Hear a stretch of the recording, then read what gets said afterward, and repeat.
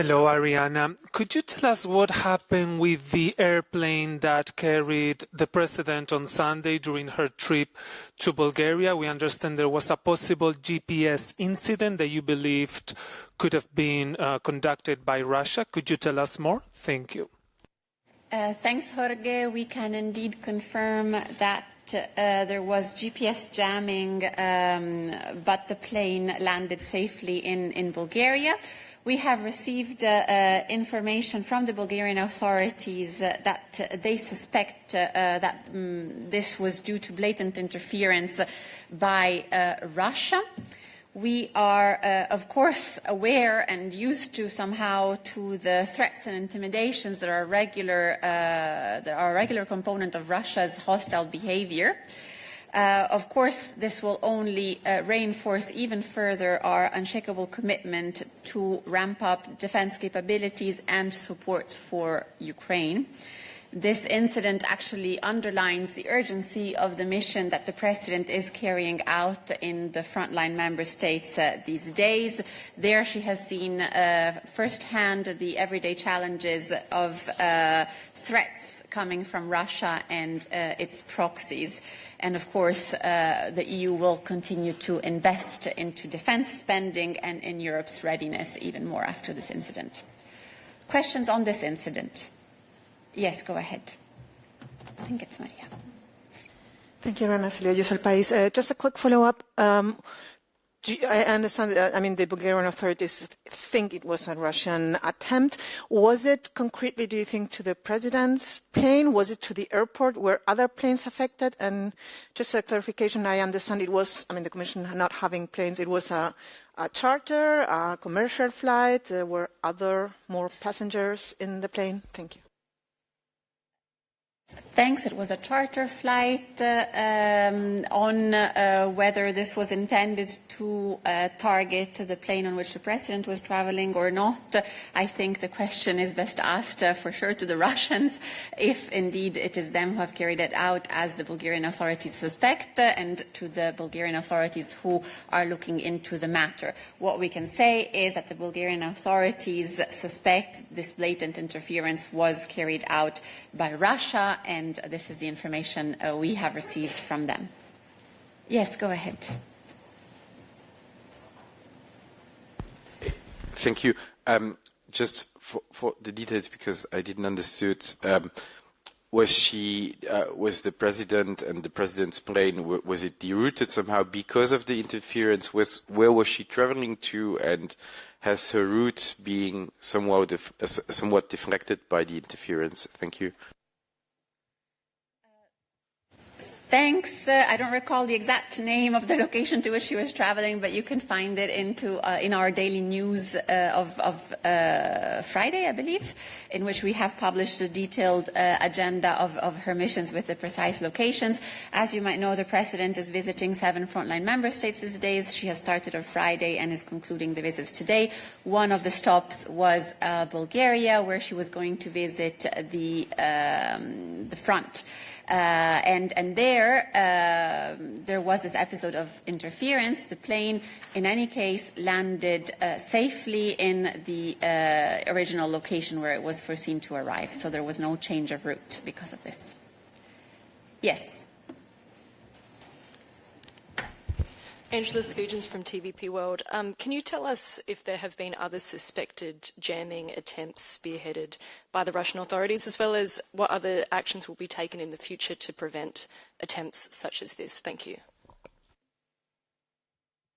Thanks. I'm not sure I understand the question on other attempts in relation to the President or more generally. In relation to the President, I'm not aware of other incidents during this trip.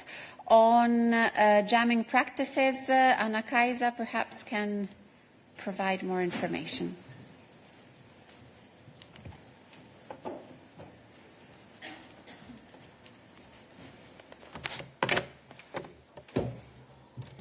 Thank you very much. Where are you? in which corner of the world? Thank you very much. So generally, we have been seeing quite a lot of such jamming and spoofing activities, notably in the eastern flank of Europe. Europe is the most concerned region in or most affected region globally on this, and there was a letter sent by 13 member states to the Commission in June this year, and they drew our attention additionally to this issue, which is something that is becoming almost a daily practice. It has serious impacts on maritime and aviation, and obviously with economic impacts as well. So we are taking action on this. We are already working on an aviation-specific plan in cooperation with EASA, Eurocontrol, with our member states obviously as well, and air navigation service providers and the manufacturing industry. So in these kind of cases and what is happening, the collaboration, the exchange of information and the cooperation of the member states is of course paramount. And then, of course, Thomas will be able to tell you more about our Galileo. That can be highly useful for this as well when we monitor and when we develop our strategies to prevent this. But it is something that is very much on our radar.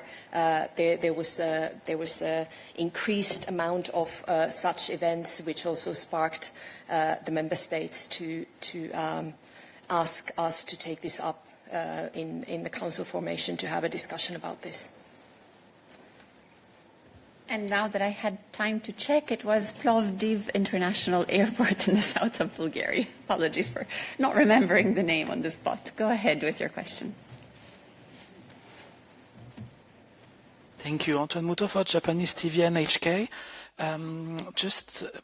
This might seem obvious, but just in case, did the Bulgarian authorities already told you why they are concretely suspecting Russia of being involved in this specific disturbance? And have they already provided you with some concrete hints or proofs? Thank you. Thanks. No, this is a question best addressed to the Bulgarian authorities. All I could do is refer their suspicion on this incident. Of course, it is for them to investigate. It was in their territory that it occurred. It concerned, I understand, the entire airport at the location, therefore perhaps also affecting other planes. This I wouldn't know. It is for the Bulgarian authorities to confirm, and it is for them to investigate what happened. Go ahead.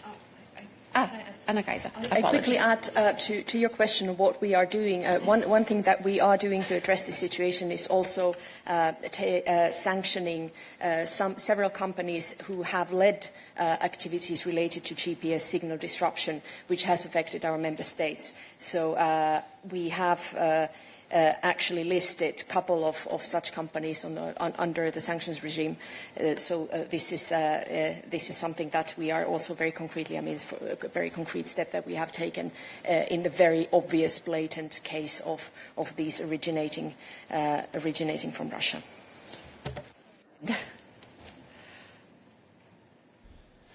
Florentin Colomb from Le Figaro. Could you specify the type of plane in question and how many passengers were on it, please?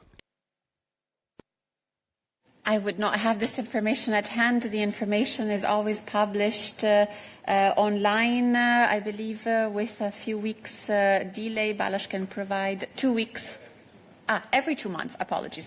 Every 2 months, the information on missions and on the means of traveling is published online, so it will become available, but I wouldn't have it at hand right now. Yes, go ahead, Carl.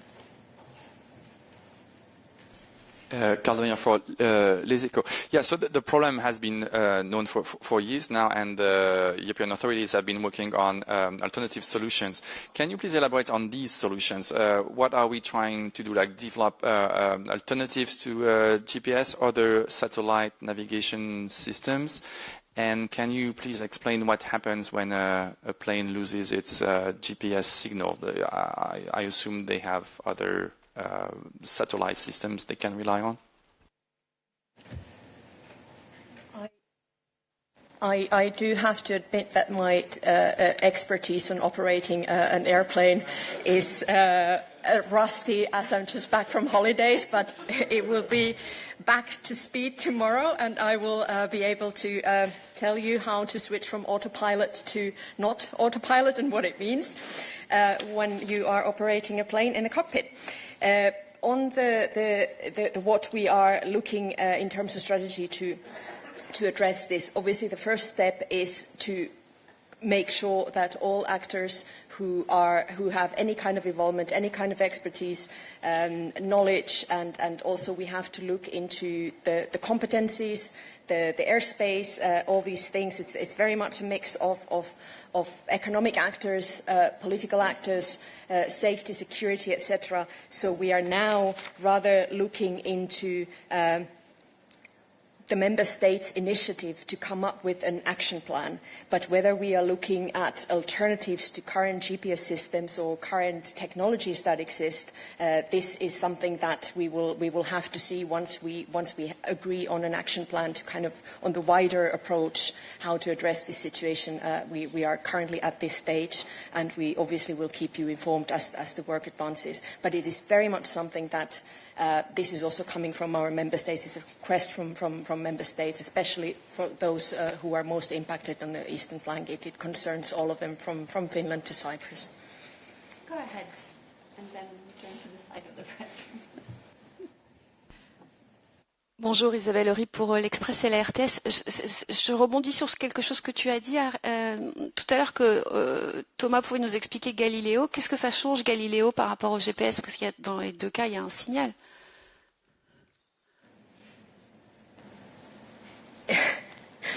It is basically, it's an additional method that we have at our disposal to have an overall imagery of overall, I mean, we can use it to have a snapshot of what is happening, how the airspace is used, etc. It's basically an imaging service, as we know, but I mean, it is something that we want to use as an additional tool when we are looking at this, because obviously it is an issue that has to be looked at very, very globally, given that this touches very many sectors, as I mentioned, not just aviation, also maritime.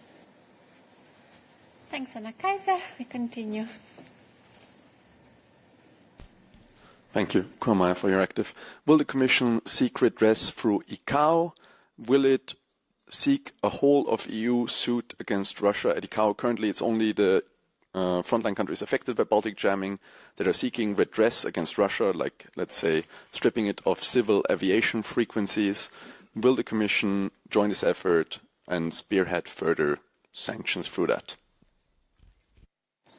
What I can, you mentioned ICAO, they are also developing a global plan on this, and we clearly are contributing to that one as well, which is basically the strategy that I mentioned that we are developing. It will be our contribution to ICAO's global plan, because obviously this is not just an EU issue. To what we are going to be doing on the sanctions, I would leave that commenting to colleagues, but we have already sanctioned some of these companies and individuals that have been behind these actions, and from the Commission point of view, that is one side. Sanctions obviously more for member states to agree on, but from our side, where our competencies are, is now to work together with our member states and with the actors that I mentioned to ensure that we do have an action plan, and then see what is possible. What is possible within the framework that we work in to look for alternatives and look for more effective means to address this situation that clearly is something that is ongoing as we speak. Quick follow-up, yes.